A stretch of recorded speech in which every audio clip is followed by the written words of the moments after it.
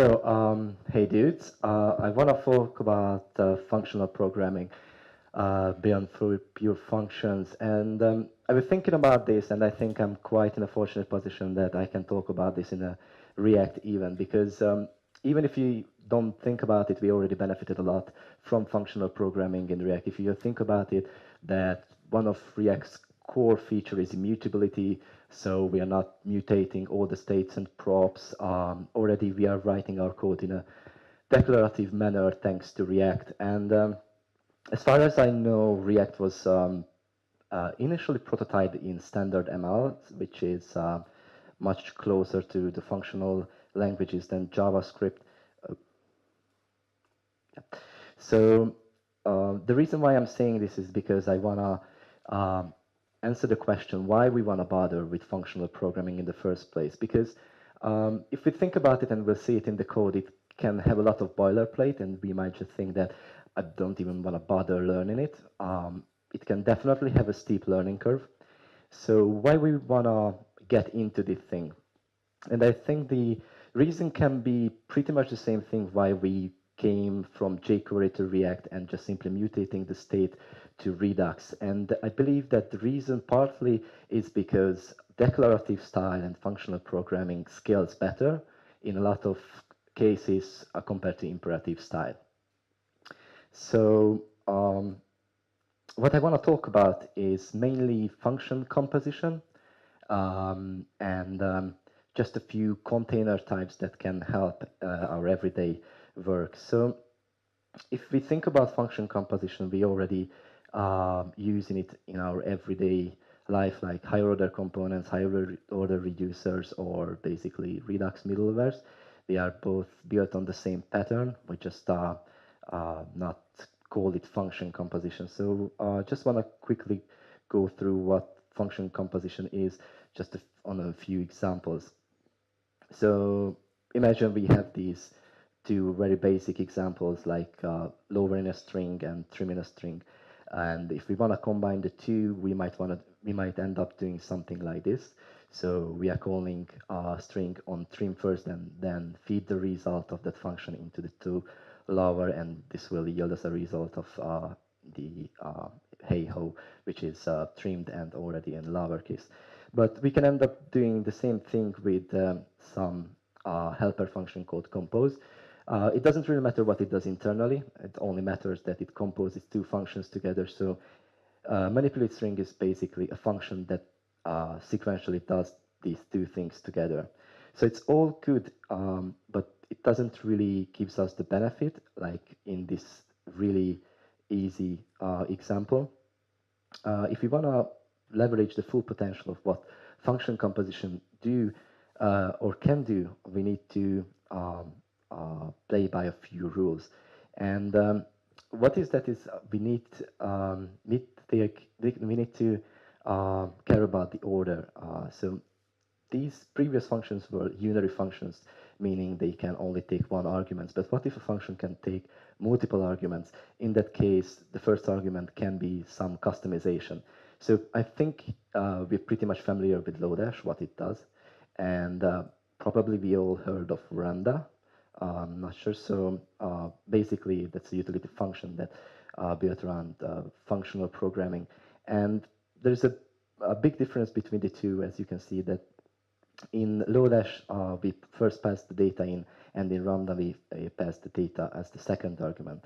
And also, in Ramda, all the functions are autocorrect, so that means that the two functions are equivalent. It doesn't really matter if you put the data as the second argument or just call it with the first one being returned another function. So it turns out that, yeah, and actually there is a really good talk about comparing Lodash, and I think back in the time it was underscore, by a guy called Dr. Boolean. I put some links in the end of the talk.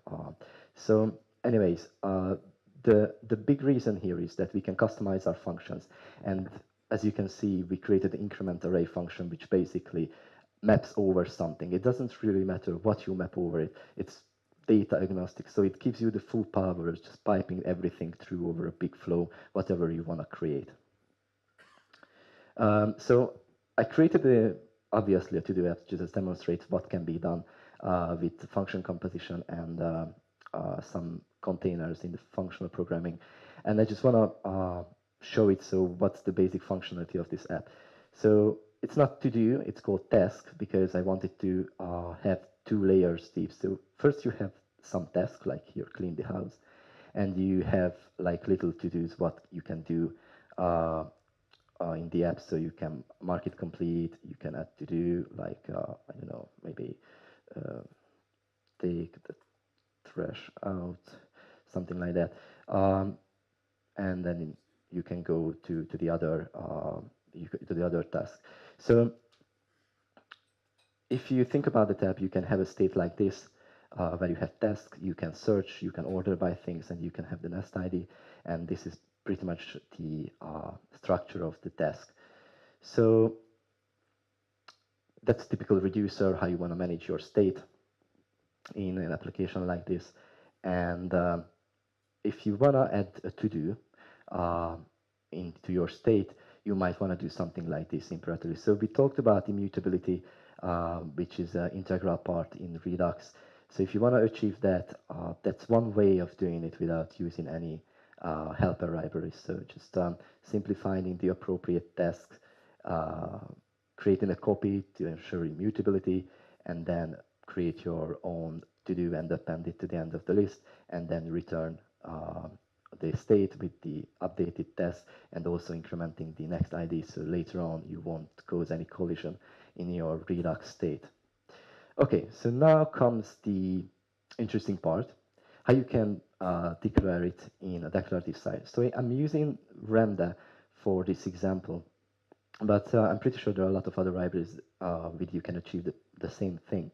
So what's the difference here between like declarative and imperative style is basically we're not declaring any temporary variables. The whole thing is just one flow where functions are put together in some manner and they are working on some data and they are yielding back a result. So what we are doing is we are basically composing we are using compose to put two big functions together. One of them is this r.over. Um, so what's happening here is that you pass in your state in, and you're creating so-called lens here. What it does basically, it does that focus on the task but stay in the domain of the state. So every mutation or just simply every getter or setter that you are defining after it will be done on the task, but when the function returns, it's not going to return the task, it's going to stay in the domain of the state. So it's pretty handy using it when you do nested mutations. So getting back an array, we are mapping over it, and I think it's pretty self-explanatory what it does.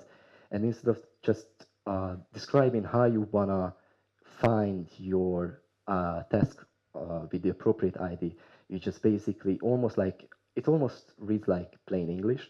So you're just telling that when the ID equals from the task ID from the action, you want to find that particular task, you want to focus on its to-dos, and you want to append another item onto it. So it focuses rather on what needs to be done than on how it needs to be done. And I think there is an analogy here, again, to React, because when you're using React, you rather focus on what you want to see on the screen or what you want to have in your application, rather how you want to render it. Um, yeah. And then we increment the next ID. Again, it doesn't really matter at this point what it does. It just it matters that we need to do this. So if you want to break it down, we can describe what we are doing, like we get in the task ID. And again, as you can see, we are just composing functions together. We are reusing as much as we can. So we get in the payload, then we get in the task ID. Again, creating lens, we can use helper functions to reuse as much as we want. Um, that's the same for finding and describing a predicate, how we want to find a particular task. And again, increment next ID is just simply become a few functions simply put together to achieve our result. So if we using the functions from the previous slide, we can refactor it something like this. So adding a to-do just simply becomes like focusing on the task, then map over it, and when you find the task where ID is equal to the one we passed on to the payload, then append the item with the title. And if you just think about what you would do when you want to mark something complete, that pretty much becomes the same thing, except that when you want to focus on the to-dos, instead of appending a new one, you just flip some Boolean flag like this. So it just basically becomes um, you're just flipping out one function for another. So if you highlight these two things, the upper one is when you append something, and the bottom one is when you flip in, you see that the whole function is pretty much the same thing. So you can start refactoring your application, because if you think it is just getting out, so we can say that it's if you um, yeah, if you use some inversion of control and just providing your own functions, then you can dry up your code something like this. So you can create a perform mutation on to-dos function, where if you think this fn here is not hard-coded, you provide your own function. If you abide by, if you create your, think about it like creating your own API and constraints. So as long as you provide your function with the same function signature, then you can reuse as much code as you can in your code base. So the append item with title is pretty much the same thing, but now the add to do became much, much simpler because we try to reuse as many code as we can. Yeah. So there is another problem that we might encounter, and I think it's a pretty common problem in JavaScript. Then we try to put the title onto the to-do, but there is no guarantee, for example, that the title will be a string. So it can be an object, it can be undefined, and we definitely want to avoid the things that we are displaying, for example, an object in our application. So that there are many ways to solve this problem. One thing, or one way at least to solve this is a container called maybe, and I shouldn't have put the monad in there because that's a weird word. So let's just think about it that it is a sort of container that abstracts away some common logic. And this common logic is basically in imperative style.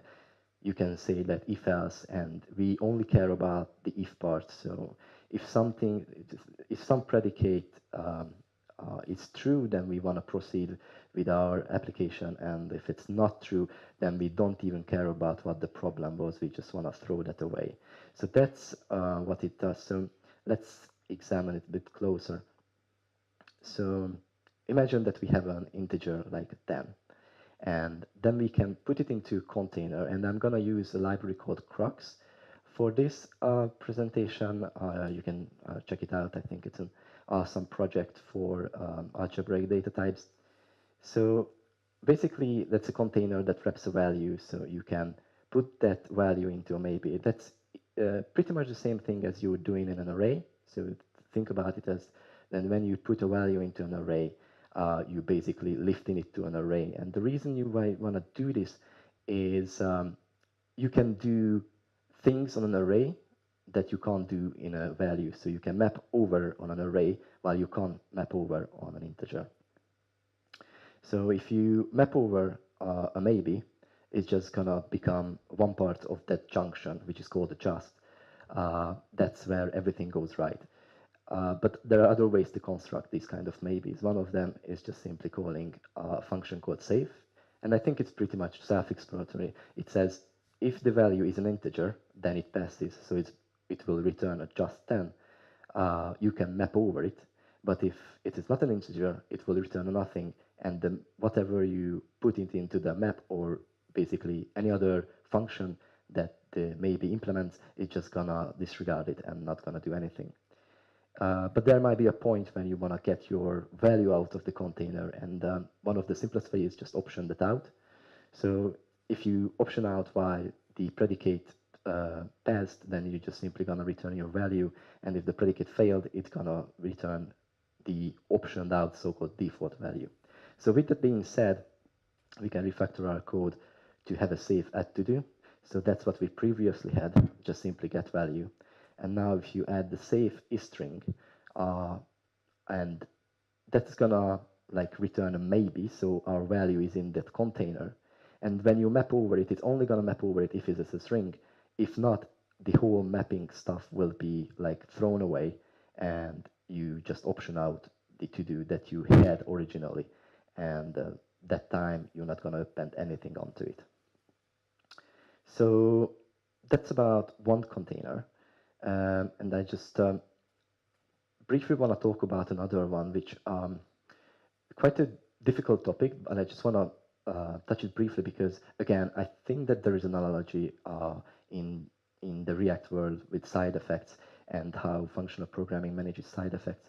So just what side effects are, at least what I want to think of side effects when I'm talking in this context is when the function execution modifies something that is not in the function scope, it does something that it's not supposed to do. I think a good indicator is the function is void, like it doesn't return anything. Why would you bother calling a function? I mean, there's a good reason that it does something in the function body that is not visible to us. Or the classic example is different domains, and doesn't necessarily need to be, I think, like database access or network access. If you just think about your React components as like state machines when they interact with each other, for example, with state, I think it's a pretty good example of side effects because like state is void and pretty much they are communicating with each other. So how functional programming deal with side effects is basically laziness. It delays execution. It's kind of a cheat way of dealing with side effects. So let's imagine this scenario. So you have some filter, and for enhancing the user experience, you want to do something like this. Every time the user puts something onto the filter, we want to save it to a local storage. So later on, when the user gets back, we can fetch the filters from the local storage so it remembers the previous state. One way of doing this is like getting the local storage. And I just purposefully skip the parsing part. So we are not parsing because it would complicate the example. But just imagine that everything goes all right and we dispatch our filters so our state gets updated. So there is a distinction between these two things. So if you think about when you declaring the first one, the function gets called immediately. Like, so the local storage get item immediately reaches out and reaches an external domain from the perspective of our application. On to the second one, it's not doing anything. We're just declaring what we need to do. And when you call the function, it doesn't really matter when you call the function, it will pull the trigger. And remember, we had this maybe container where we put a value onto the container. Now, it turns out that you can't just put primitives onto it, but you can actually put functions onto it.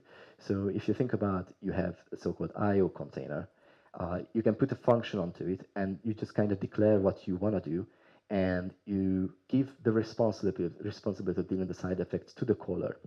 Now, you might ask, what is the point if you're just going to call this function like literally 5 lines below?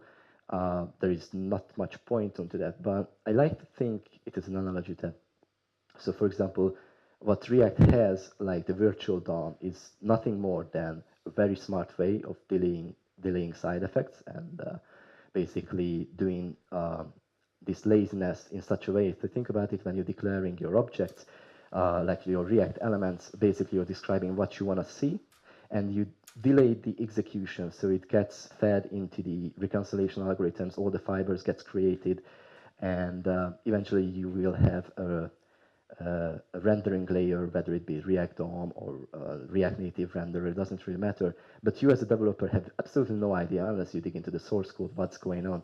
So the whole thing is basically a laziness that's going on. At least that can be thought of as an example of how it's handled. The side effects. So now we set up get filters, set filters. And in the actual use effect, we can just get get filters we can chain, which is basically we can think about it as like sequentially applying different containers that implement this sort of interface. And then when you call run, that's the only point when you pull the trigger, and that's when all the things get executed. So yeah, I think it's a lot of things. So as some closing thoughts, this whole thing is definitely have a steep learning curve. And I think it's particularly hard in some point because it doesn't really map how we perceive the world. I mean, it's all mathematical stuff, which I have no idea what it is. So it's definitely a hard stuff. But I think it's definitely value in it, because at least for my experience, when I visit code that I wrote, I mean, obviously there are a lot of tools that you can do with it, but if your logic scales beyond a given point, it can really help you to write code in such a manner that it will be readable from not visiting for a long time. And yeah, that's the one point that I think it definitely scales in a lot of cases better than some imperative counterpart. And also it's incrementally adoptable. So if you want to give it a try, it doesn't really mean that you need to go 100% on it. You just can start experimenting on it. So yeah, library is mentioned. As I said, it's Lambda, Lodash, Crocs. You can check them out if you want. And yeah, that's it, I think.